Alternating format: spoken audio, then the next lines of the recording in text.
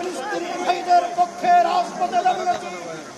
আমরা দাবি জানাতে চাই, গণহত্যাকারী নেতানিয়াহু এবং তার ইসরায়েলকে পৃথিবীর মানচিত্র থেকে মুছে দিতে হবে। ইসরায়েলের অস্তিত্ব পৃথিবীতে থাকতে পারবে না। গণহত্যার দায়ে নেতানিয়াহুকে ফাঁসিতে ঝুলাইতে হবে। স্পষ্ট ভাষায় ঘোষণা করতে চাই, দীর্ঘ ৭৫টি বছর আজকে ইসলামের প্রথম কেবলা বাইতুল মুকাদ্দাসের পবিত্র ভূমির মুসলমানরা রক্ত দিচ্ছেন, আর রক্ত দিতে চাই না, এবার রক্তের প্রতিশোধ দিতে চাই। গণহত্যা চালিয়েছে, আমরা লক্ষ্য করেছি।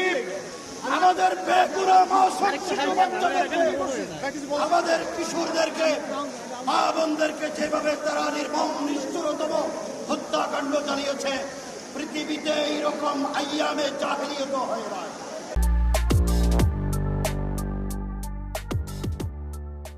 ইসরায়েলের কোন পণ্য বাংলাদেশে বাজারজাত করতে দেওয়া যাবে না, যাবে না, যাবে না।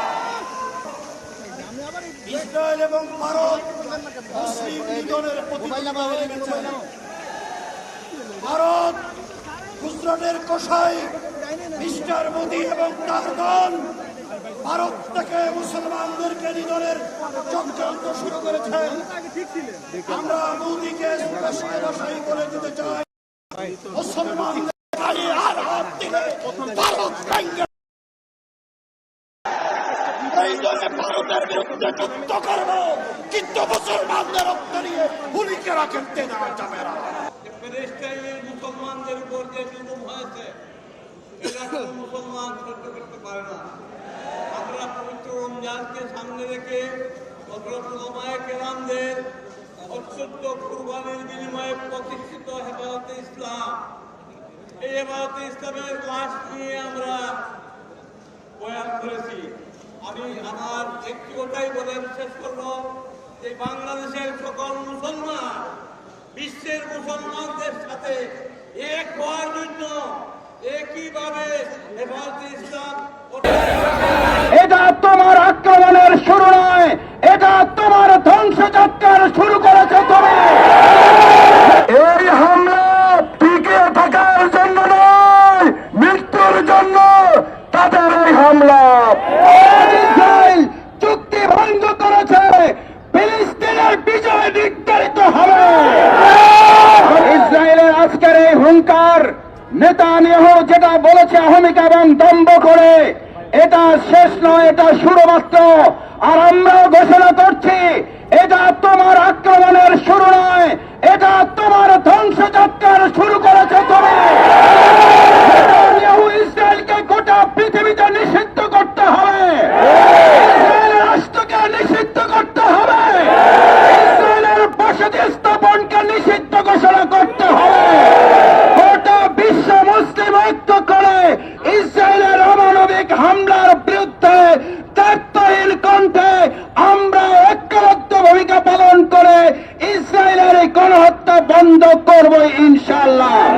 সংগ্রামী ভাই এবং বন্ধুগণ, আমরা দায়িত্বহীন কণ্ঠে বলতে চাই, চুক্তি লঙ্ঘন করার পর রাসূল করিম সাল্লাল্লাহু আলাইহি সাল্লামের মক্কা বিজয় নির্ধারিত হয়েছিল। ইসরায়েল চুক্তি ভঙ্গ করেছে, ফিলিস্তিনের বিজয় নির্ধারিত হবে।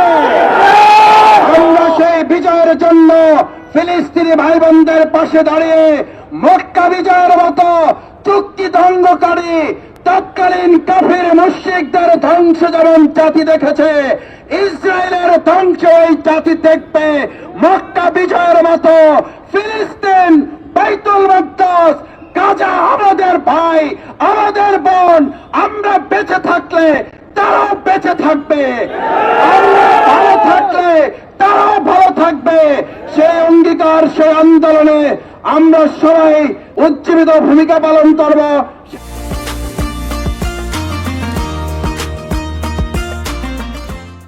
হুঁশিয়ার সাবধান, রমজান মাসে সারা পৃথিবীতে যখন মানুষ সেহরি করে, ইফতার করে, তারাবি নামাজ পড়ে,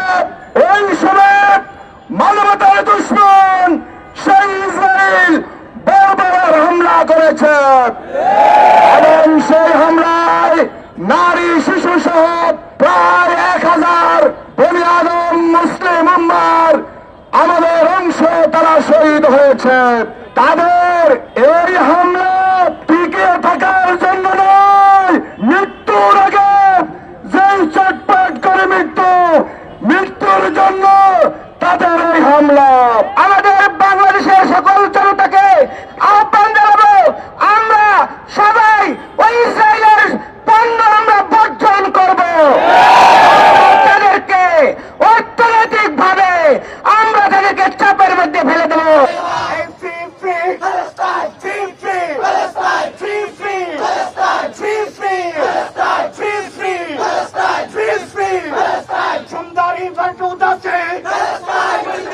Palestine will be free.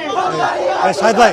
From the river to the sea. Palestine will be free. From the river to the sea. Palestine will be free. From the river to the sea. Palestine will be free. From the river to the sea. Palestine will be free. From the river to the sea. Palestine will be free. From the river to the sea. Palestine will be free. Oh Arab leaders, why are you not united yet? Our Muslim brothers are killed, are murdered, are arbitrarily. Why don't you be united yet? From this gathering, we call upon to the world leaders. We request to the world leaders, to OIC, to UNICEF, to Arab leaders, and related to everyone. Please take actions to save people's life in Palestine. Please take actions to stop down this genocide in Palestine. জন্য Hamas অগ্রসর হয়েছে কিনা বিশ্বের এবং ওয়াইসিতে যথাযথ ভূমিকা নিয়ে হামাসকে সহযোগিতা বিশ্বের মুসলমান শক্তিকে একত্রিত হতে হবে এবং আমাদের এই সংগ্রামী বিক্ষুব্ধ জনতা বিক্ষোভ মিছিল পূর্ব সমাবেশে এখন ইসরায়েল